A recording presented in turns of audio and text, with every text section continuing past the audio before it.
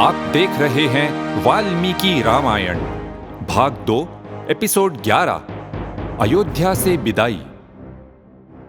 राजसभा में सब लोगों के उपस्थित होने पर दशरथ जी ने सुमंत्र से श्री राम, सीता और लक्ष्मण को ले आने को कहा।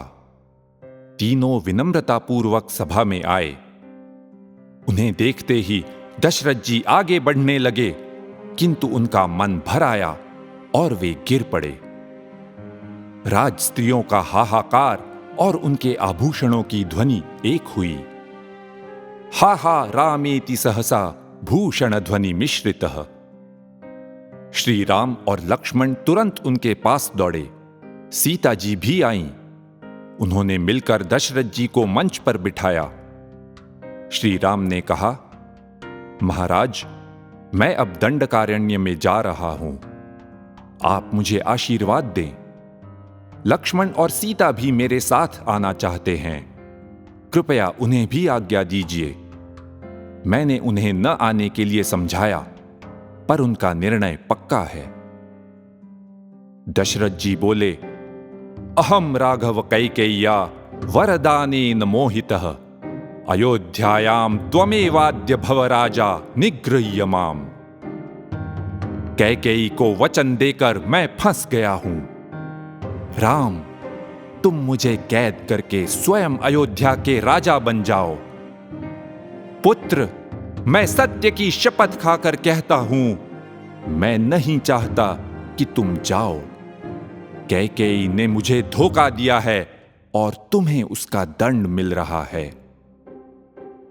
श्री राम ने विनम्रता से उत्तर दिया, मैंने साम्राज्य भी अपने लाभ के लिए नहीं स्वीकारा था।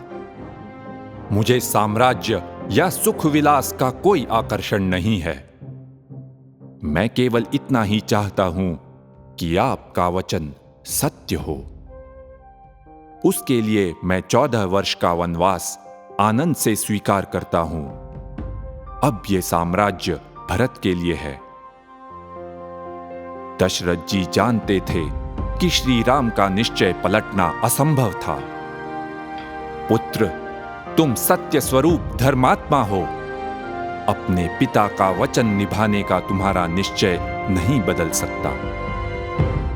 श्री राम को वनवास भेजने का कारण सार्वजनिक रूप से पहली बार समझाया गया था। कैकेयी का कृत्य सुनकर सुमंत्र भड़क उठे और क्रोध से कांपने लगे। वाक्य वज्रई ही गरजते हुए उन्होंने कैकेयी को कठोर शब्दों में फटकारा, उसके घृणास्पद काम की निंदा की और उसका विचार बदलने का प्रयास किया, किंतु कैकेयी पर कोई असर नहीं हुआ। उल्टा वो इक्ष्वाकु वंश के बारे में भला बुरा कहने लगी। कैसे इस कुल में पूर्व काल में भी एक राजपुत्र को राज्य से निकाल दिया गया था, तो अब राम को भेजने में क्या आपत्ति है। उसने सर्वथा अनुचित तुलना की थी श्री राम और सगर के बेटे असमंज की। असमंज जो प्रजाजनों को पीड़ा देने के कारण राज्य से बाहर निकाला गया था। अब दशरथ जी और न सह पाए। बस करो कहकर पुनः कैकेयी से विनती करने लगे। इसका कोई अंत नहीं, ऐसा देखकर श्री राम ने कहा कि वे अब वनवास के लिए चीर वस्त्र धारण करेंगे। कैकेयी लाज संकोच छोड़ स्वयं ही तपस्वियों के वस्त्र ले आई। श्री राम और लक्ष्मण ने वे वस्त्र पहन लिए। सीता जी ये वस्त्र देखकर कुछ स्तब्ध सी हुई। उन्होंने श्री राम को सरल भाव से पूछा, कथम नु चीरम बध्नन्ति मुनयो वनवासिनः। तपस्वी लोग इसे कैसे बांधते हैं। सीता जी अभी तक केवल राजमहल में रही थीं, पहले मिथिला में, बाद में अयोध्या में। वन्य जीवन के कष्ट वे क्या जाने। श्री राम सीता जी को चीर वस्त्र बांधना दिखाने लगे।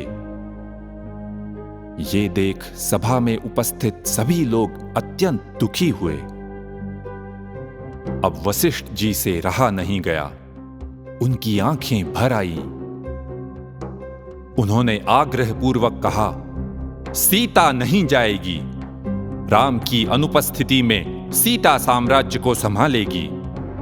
सुनो कैकेयी, अगर सीता राम के साथ जाती है तो हम सब भी चले जाएंगे, भरत और शत्रुघ्न भी। वीरान अयोध्या में तुम राज करना। उन्होंने कैकेयी को स्पष्ट रूप से दर्शाया, राजा का विश्वासघात करके सत्ता हाथ में लेना घोर अधर्म है। प्रजा का साथ नहीं होगा तो वो कैसे राज्य चलाएगी? परंतु इसका भी कोई परिणाम नहीं हुआ। अब प्रजा दशरथ जी पर क्रोध दर्शाने लगी। प्रचुक्रोश जनः सर्वो धिक्त्वाम दशरथम द्विति। राजा दशरथ, आपको धिक्कार है। कहां से कहां आ गई इस महान राजा की स्थिति? कुछ ही देर पहले दशरथ बड़ी परिषद में अन्य राजाओं के नेतृत्व में खड़े थे। अब उनका अपनी ही प्रजा से अपनी ही सभा में धिक्कार। इतने प्राचीन काल में भी मतभेद दर्शाने की स्वतंत्रता देखिए। सुमंत्र एक सारथी और सलाहकार का रानी कैकेयी को कठोर वचन कहना और सामान्य नागरिकों का स्वयं राजा दशरथ को धिक्कारना। दशरथ जी टूट गए थे। उन्होंने सुमंत्र से कहा कि वे श्री राम, लक्ष्मण और सीता जी को रथ में जनपद की सीमा तक ले जाएं और ये भी आदेश दिया कि सीता जी के साथ कुछ अन्य वस्त्र और आभूषण भेजे जाएं।